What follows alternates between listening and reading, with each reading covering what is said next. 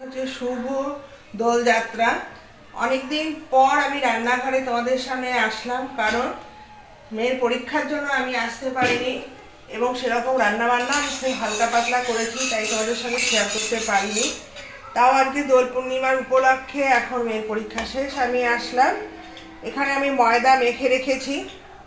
আজকে হচ্ছে গরম গরম লুচি, সার হচ্ছে একটু মাখো মাখো সাদা আলুর তরকারি। সাদা আলুর তরকারির মধ্যে তো আলু ডুমো ডুমো করেছি, কাঁচা লঙ্কা, টমেটো, আদা পেস্ট আর হচ্ছে পেঁয়াজ। এইবারই তেলের মধ্যে দিলাম একটু জিরে ফোড়ন, একটু সাদা জিরে দিয়েই করবো। এর মধ্যে আমি কি করছি, পেঁয়াজটা আগে দিতে হবে, কারণ পেঁয়াজ সবসময় যদি থাকে পেঁয়াজটাকে আগেই দিতে হবে। পেঁয়াজ থেকে একটা কাঁচা গন্ধ বেরোয়। এটা হতে হতে আমি এর মধ্যে মশলাগুলো অ্যাড করছি। প্রথমে দিচ্ছি নুন, ওটাও দিয়ে দিচ্ছি, লাগবে। হলুদের পরিমাণ খুব অল্প দিতে হবে। দিয়েছি, নুন দিয়েছি, হলুদ দিয়েছি, এটা কষাও দিয়ে দিচ্ছি।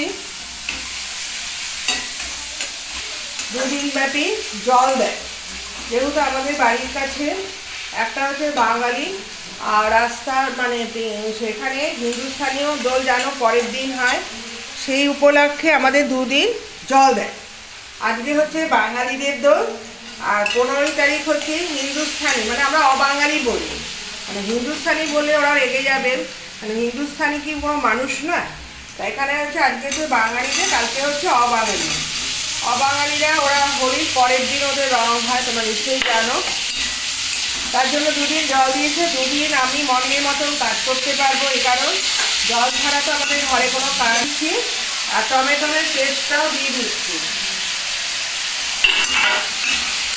ব্যাস, আর কিছু দেবো না। কসুরি মেথিটা দিলে বেশি টেস্ট লাগে। মশলা বেশি কিছু লাগবে না। দেখো আলু কষাটা কি শুনছি না, অথচ টমেটোটা যেহেতু পেস্ট করে দিয়েছি, মাখবো আর একটু। বেশ সুন্দর নরমও হয়েছে, নরম না ভালো লাগে। তা হোলির দিন একটু ভালো মন্দ খাওয়াটা সবাই পছন্দ করে, কষা মাংস হোক, আলুর দম হোক, ফ্রাইড রাইস হোক, বিরিয়ানি হোক। দেখে আমি দুপুরে মেনুতে কি করি আবার পরে এসে তোমাদের সঙ্গে শেয়ার করব। তোমরা সঙ্গে থেকো।